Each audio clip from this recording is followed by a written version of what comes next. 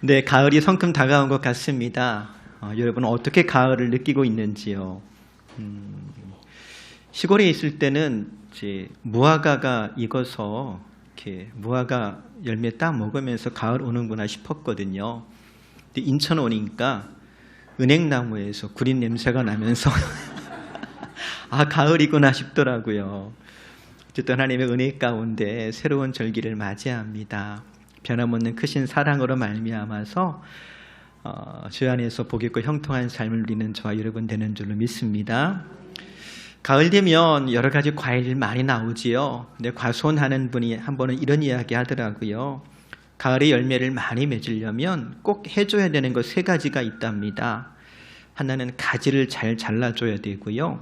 소독을 잘 해줘야 되고 꽃도 잘 따줘야 된대요. 근데 성경에도 이와 비슷한 이야기가 있지요. 예수님께서 나는 참 포도나무요 내 아버지는 농부라 라고 이르시면서 요한복음 15장 2절에 보니까 이렇게 말씀하세요. 물은 내게 붙어 있어 열매를 맺지 아니하는 가지는 아버지께서 그것을 제거해 버리시고 물은 열매를 맺는 가지는 더 열매를 맺게 하려 하여 그것을 깨끗하게 하시느니라. 하늘아버지께서 가지를 자르고 소독하고 꽃을 따주는 일을 하신다는 겁니다. 그런데 여러분, 이것이 우리에게 굉장히 의미심장한 교훈으로 다가옵니다.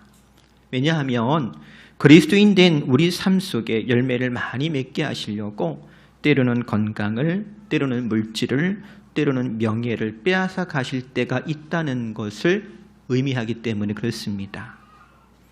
우리 생각에는 건강해야 더 열심히 주의 일을 할 수 있을 것 같지요.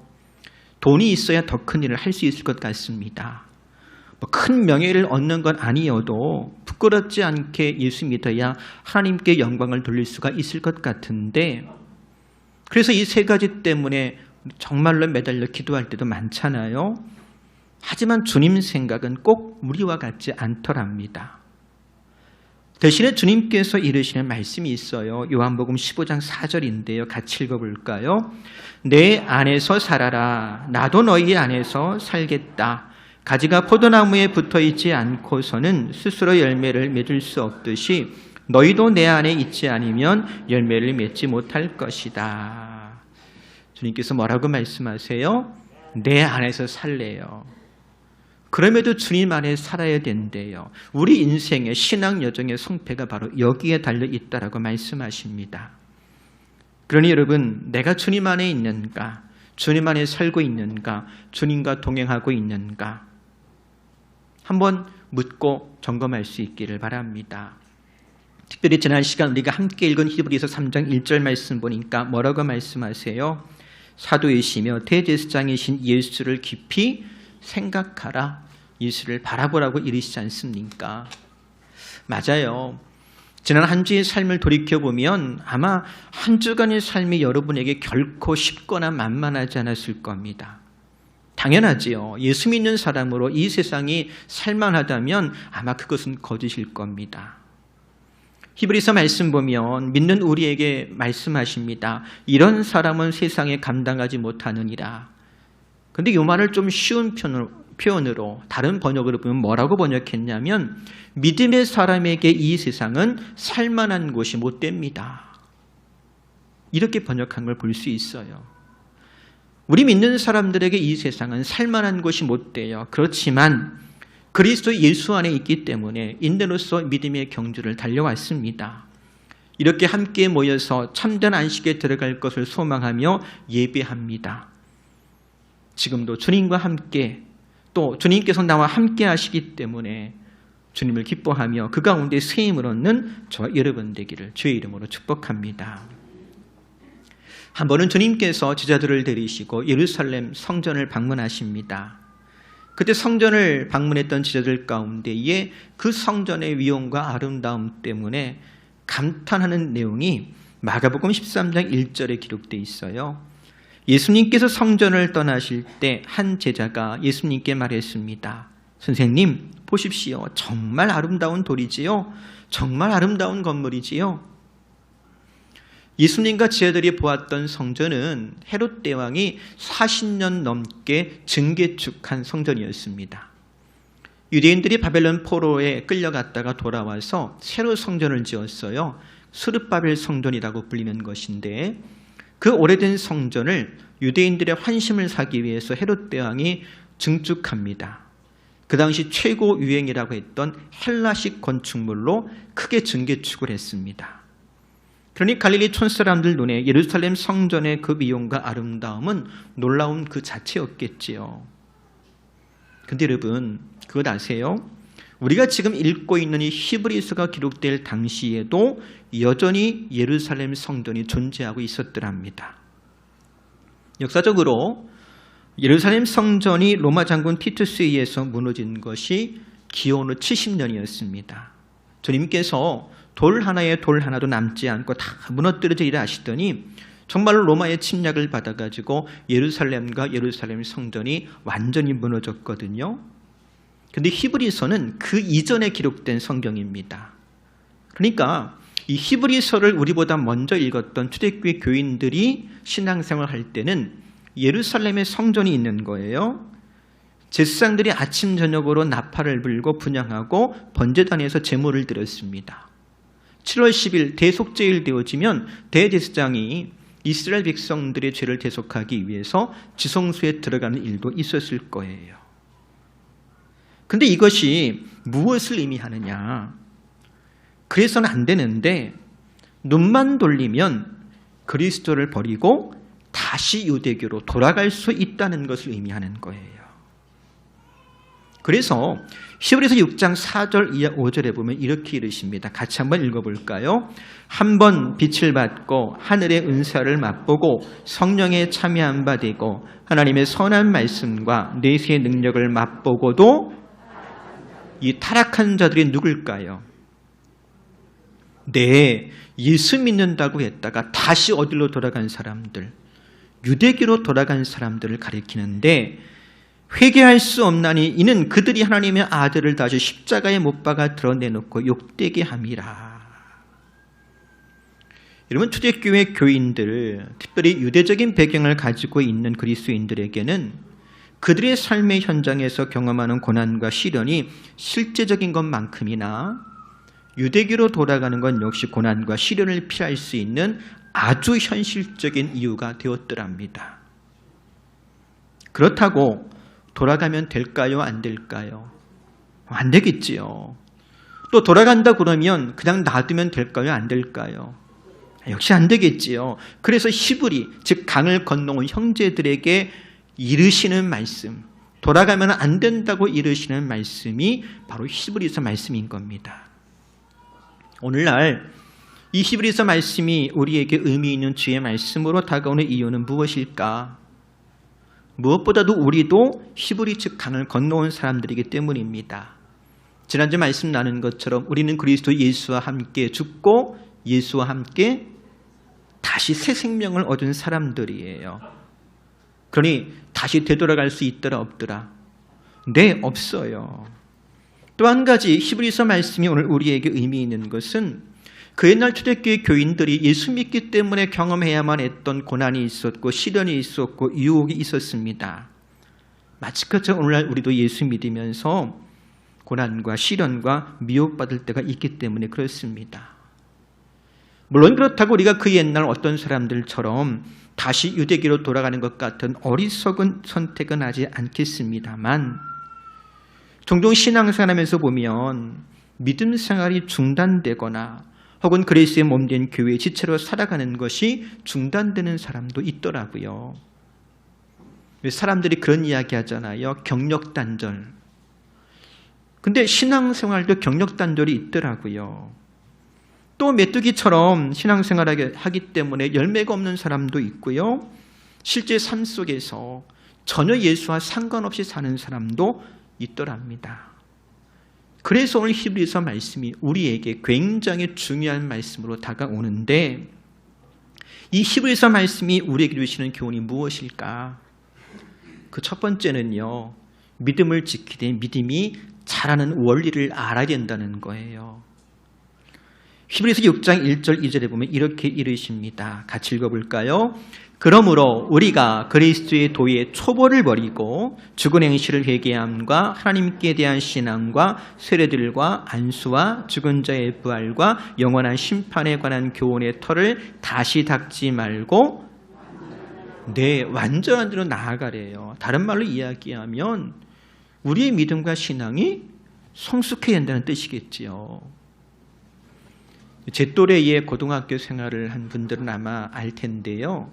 저희 때는 영어 공부하는 친구들, 학생들 대부분 다 영어 공부하니까 꼭 구입하는 참고서가 있었어요. 속문 종합영어, 맨투맨 종합영어. 지금도 나오긴 하는 것 같던데, 근데 똑같은 교과서고요. 똑같은 참고서 가지고 영어 공부하는데 영어 잘하는 친구하고 못하는 친구하고 책만 보면 알 수 있어요. 영어를 잘 못하는 친구들 책은요, 책의 1장만 나른나른해요. 제1장 동사 나오거든요. 왜 1장만 나른나른하냐? 이제 영어 공부하겠다고 책 펴서 밑줄 그으면서 공부하잖아요. 근데 1장 넘어서 2장 들어가야 되는데 1장 끝날 때쯤 벌써 지쳤어. 덮어놔. 그리고 해바뀌면 다시 영어 공부해볼까? 다시 어디부터 피는 거예요? 1장 펴요. 또 밑줄 그어요. 그렇게 몇 년 하는 거예요. 3년 하면 어디만 나른나른해요. 3년 내 동사만 읽다가 그냥 끝나요. 그러니까 1장만 나른나른하죠. 근데 여러분 성경책도 창세기만 나른나른한 책이 있다면서요. 해바뀌면 성경 일독해야지. 어디부터 펴요? 창세기 1장부터 펴기 읽기 시작하다가 출애굽기 들어가서 홍해를 건너야 되는데 홍해를 못 건너고 다시 백하는 분들이 있더라고요. 여러분 계속 전진해야 돼요. 믿음은요 자라고 성장해야 돼요. 진보해야 돼요. 완전한 대로 나아가야 되고요. 그리스도 예수의 장성한 분량을 이룰 수 있어야 합니다. 근데 그것 아세요? 믿음을 자라게 하시려고요. 농부이신 아버지께서 무엇 하신답니까? 가지를 자르고요. 소독하고요. 꽃을 따준대요. 나무의 입장에서 생각해 본다면 그건 고난이에요. 시련이에요. 아픔이에요. 눈물 없이 견딜 수 없는 일이에요. 하지만 그것이 믿음이 자라고 장성한 분량을 이루는 과정이고요. 그 과정을 통해 결국 열매를 많이 맺게 되는 거예요. 그래서 고난과 시련이 믿음의 성장을 가로막는 것이 아니고 실은 고난과 시련을 통해서 우리의 믿음이 뭐 하더라고요? 자라고 성장하더랍니다. 이스라엘 백성들을 한번 생각해 보세요. 430년 동안 그들이 애굽에서 종살이했습니다. 남의 종이었어요. 하나님 백성이 아니었습니다. 하나님과 상관없는 것처럼 살았더래요. 근데 하나님께서 아브라함과 언약하신 것을 기억하시고 모세를 보내십니다. 애굽에 10가지 재앙을 내리시고 그들을 애굽에서 건져내시지요.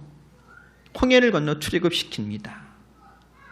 근데 혹시 출애굽기 읽으면서 이런 생각해 보지 않았나요? 애굽에 10가지 재앙이 내려서요. 애굽은 망하게 되었습니다. 그러면 그 나일강이 안겨주는 풍요로운 땅, 그냥 씨만 뿌리면 곡식이 자라는 땅이에요.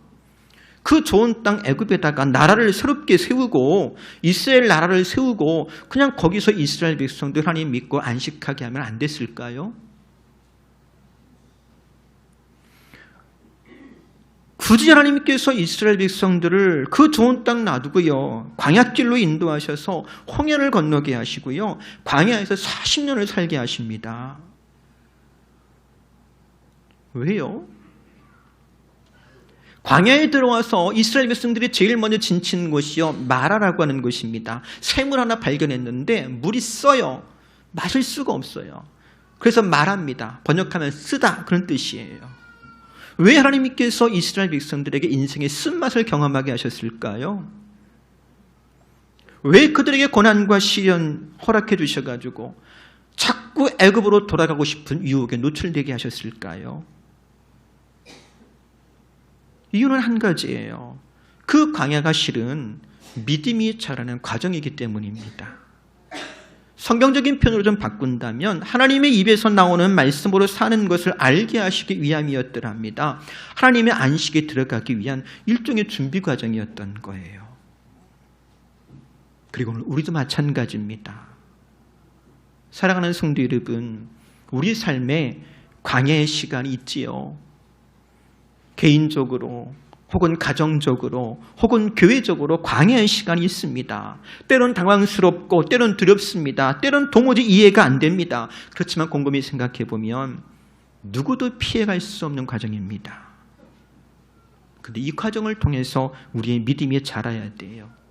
그리스도의 초보를 버리고 그리스도의 장성한 분량에 이르러야 합니다. 그럼에도 불구하고 여전히 표대를 향해 나아가며 계속 전진해야 됩니다. 그러니 원망과 불평 대신에 믿음의 주에 온전케 하시는 예수를 바라보며 내가 그분 안에 있고 그분께서 내 안에 계신다라고 하는 것 때문에 인내로서 믿음의 경지를 달려가는 저와 여러분 될 수 있기를 주의 이름으로 권면해 드립니다. 또 한 가지요. 히브리서를 통해서 우리가 배우는 교훈이 있는데요. 은혜 안에서 우리 믿음이 자라야 된다라고 하는 겁니다. 우리 믿음의 삶에 고난과 시련 그리고 유혹의 필연적인 과정이라고 그랬습니다. 그런데 간혹 그 고난과 시련 때문에 이 마음이 단단해지는 경우가 있더라고요. 그걸 가리켜 성경은 완고하다라고 표현합니다. 또 유혹에 넘어지지 않으려고 마음을 막 잘 지켜야 되는데 잘 지키려고 애쓰다 보니까요, 그만 독선에 빠지기도 하고요, 융통성 없고 아주 고집스럽게 변하는 사람도 있더라고요. 그래서 우리는 자라고 성장하되 그리스도 예수를 아는 지혜와 지식 안에 자라야 됩니다. 다른 말로 이야기하면 은혜 안에서 성장해야 돼요. 히브리서 7장 25절에 보면 이렇게 이르세요. 같이 읽어볼까요? 그러므로 자기를 힘입어 하나님께 나아가는 자들을 온전히 구원하실 수 있으니 이는 그가 항상 살아계셔서 그들을 위하여 간구하심이라. 누구 말씀하는 거지요? 네, 우리의 대제사장 되신 예수님을 소개하면서 이르신 말씀이에요. 그리스도 예수를 힘입어 하나님께 나아간대요. 자기 힘으로 가는 게 아니에요. 또 예수 그리스도 힘입어 하나님께 나아가기 때문에 구원을 이루어가는 것이 내 힘으로 구원을 이루어가는 것이 아니래요. 무엇보다 주님께서 우리를 위해서 간구하신대요. 지금도 우리를 위해 간구하세요. 다른 말로 이야기하면 예수 때문에 주의 은혜로 말미암는다라는 것입니다. 특별히 히브리서 말씀은 우리의 대제사장 되시는 그리스도의 탁월한 어떤 그 위대함을 소개하려고요, 사람의 손으로 지은 성전에서 일하는 제사장과는 비교할 수 없는 멜기세덱이라고 하는 그 창세기에 소개하고 있는 멜기세덱을 통하여서 우리 주 예수 그리스도를 소개하고 있는 걸 볼 수가 있는데, 오늘 저와 여러분이 읽은 히브리서 7장 1절에서 보면 이렇게 소개합니다. 이 멜기세덱은 살렘 왕이요 지극히 높으신 하나님의 제사장이라 여러 왕을 쳐 죽이고 돌아오는 아브라함을 만나 복을 빈 자라. 이 멜기세덱 같은 역할, 그 일을 우리 주 예수님께서 하신다는 거예요. 근데 여기 아브라함의 전쟁이 무엇입니까? 아브라함이 전쟁도 했어요. 창세기 14장 1절과 2절에 보면 이런 말씀으로 소개합니다. 당시에 신할 왕 아므라벨과 엘라살 왕 아리옥과 엘람 왕 그돌라오멜과 고임 왕 디달이 소돔 왕 베라와 고모라 왕 비르사와 아드마 왕 시납과 스보임 왕 세벨과 벨라 곧 수알 왕과 싸우니라. 1번 4명의 왕하고요, 2번 5명의 왕이 전쟁을 한 거예요. 세상에는 선악의 전쟁도 있지만 사실 이 전쟁은 선악의 전쟁이 아니고 어떻게 보면 세상과 인생의 전쟁이에요. 1번에 소개되는 4명의 왕들, 가로로 제가 좀 표기했는데요, 우상이 지배하는 세상의 무도한 폭력과 포악과 공포와 두려움이 지배하는 그 세상을 상징합니다. 이번에 소개하는 5명의 왕들은요, 그 세상 속에서 어떤 육신의 힘으로 재물과 관계와 명성과 탐욕으로 발버둥치는 어떤 인생들, 육신을 소개하는 거예요. 근데 여러분, 자기 힘으로 자기 능력으로 세상을 이길 수 있더라 없더라? 못 이겨요.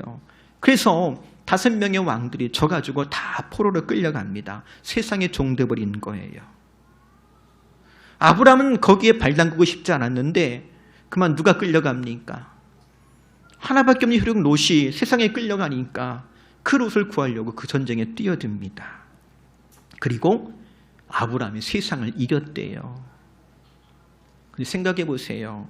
소돔과 고모라 5 왕이 이기지 못한 세상을 아브라함이 어떻게 이겼겠습니까? 이겼다는 것 자체가 아브라함의 능력으로 이긴 게 아니고요. 은혜로 이긴 거예요. 그리고 은혜로 이겼다라고 하는 것을 알게 하시는 상징적인 인물이 바로 멜기세덱인데, 멜기세덱의 역할이 무엇이냐? 아브라함을 위해서 간구했어요. 이게 무슨 뜻이냐면 출애굽한 이스라엘 백성이 아말렉과 전쟁한 것을 연상해 보면 이해가 돼요. 출애굽한 이스라엘 백성들이 광야에서 아말렉과 전쟁합니다. 생각해 보세요. 430년 동안 벽돌 굽던 사람들입니다. 변변한 무기가 있었겠습니까? 훈련이 되어 있겠습니까? 그런데도 전쟁을 해야 되는 거예요. 왜? 피할 수 없기 때문에. 여호수아를 앞세워서 전쟁에 내보내고 모세는 어디로 올라갑니까? 산으로 하나님의 지팡이를 가지고 올라갔어요. 근데 이겼대요. 여호수아의 탁월한 지도력 때문에, 혹은 이스라엘 백성의 숫자가 많았기 때문에 이긴 게 아니고요. 성경이 뭐라고 소개하느냐? 출애굽기 17장 11절 볼까요? 같이 읽습니다. 모세가 손을 들면 이스라엘이 이기고 손을 내리면 아말렉이 이기더니. 네, 모세의 간구 때문에 이스라엘이 이겼대요. 다른 말로 표현하면 은혜로 이긴 거예요. 그리고 아브라함의 경우도 마찬가지입니다. 아브라함이 전쟁에 승리하고 돌아올 때 멜기세덱이 아브라함을 맞이한 것은 아브라함이 전쟁에서 승리했다는 소식 듣고 갑자기 나타난 것이 아니에요. 만약 그랬다면 그를 가리켜 지극히 높으신 하나님의 제사장이라고 하지 않았을 겁니다. 사실 그는 하나님의 사람 아브라함을 위한 중보자였고요. 그를 위해 손을 들어 축복하는 사람이었고요. 아브라함이 전쟁 중에 있을 때 대제사장으로 간구하는 사람이었습니다. 더 나아가 전쟁터에서 돌아오는 지친 아브라함에게 떡과 포도주를 내어주어서 새 힘을 얻게 했더랍니다. 즉 은혜 위에 은혜를 더한 거지요. 은혜 때문에 아브라함은 승리했고요. 은혜 때문에 아브라함은 새 힘을 얻을 수가 있었어요. 그래서 아브라함이 멜기세덱에게 11조를 바쳤던 겁니다. 이제 우리도 세상에 나가서 마치 전쟁 치르듯 그렇게 살지 않습니까? 왜 그렇게 우리가 치열하게 살아갑니까? 비단 먹고 살려고 사는 게 아닐 거예요. 그렇게 치열하게 사는 게 아닐 거예요. 예수 믿는 사람이기 때문에 하나님의 의를 위해서 혹은 사명을 위해 살아가는데, 그렇지만 내 힘과 지혜와 능력으로 이 세상을 살아가면서 승리하는 것이 아니라 지금도 우리를 위해서 하나님 보좌 우편에서 우리를 위해 간구하시는 대제사장 되신 그리스도 예수의 은혜로 말미암아 우리가 세상에서 이기며 승리하는 줄로 믿습니다. 비록 모세는 인간인지라 피곤하여서 손이 내려왔지만 우리 주 그리스도 예수는 하나님의 보좌 우편에 계셔서 지금도 우리를 위해 간구하시는데, 그 은혜 안에서 우리가 이기며 승리하는 삶을 살아가게 되어지고 그 승리 가운데서 우리 믿음이 자라게 되는 줄로 믿습니다. 또 세상에서 전쟁 기조도 살다 보면 때론 지치지요. 때론 피곤하지요. 때론 상처 입을 때 있지요. 그럴 때마다 마치 멜기세덱이 아브라함에게 떡과 포도주를 내어주어서 새 먹게 하신 것처럼 주님께서 당신의 살과 피를 내어주심으로 우리를 위로하시고 회복하시고 강건하게 하시는 줄로 믿습니다. 우리가 성찬에 참여할 때마다 주의 살과 피를 받아 먹지 않습니까? 그 은혜로 말미암아서 우리의 믿음이 자라는 거예요. 이것이 바로 그리스도 예수를 아는 죄와 지식 안에서 믿음이 자라는 원리입니다. 사랑하는 성도 여러분, 내 힘으로 세상을 좀 이겨보겠다고 믿음 지키겠다고 하다가 그만 완고해지거나 고집스러운 사람 되는 것이 아니라 지금도 우리를 위해 간구하시고 우리에게 은혜 위에 은혜를 더하시는 예수 그리스도로 말미암아서 승리를 경험하고 믿음이 자라는 저와 여러분 될 수 있기를 축복합니다. 요한복음 16장 33절 말씀 보면 주님께서 이렇게 이르세요. 같이 읽어볼까요? 이것을 너희에게 이르는 것은 너희로 내 안에서 평안을 누리게 하려 함이라.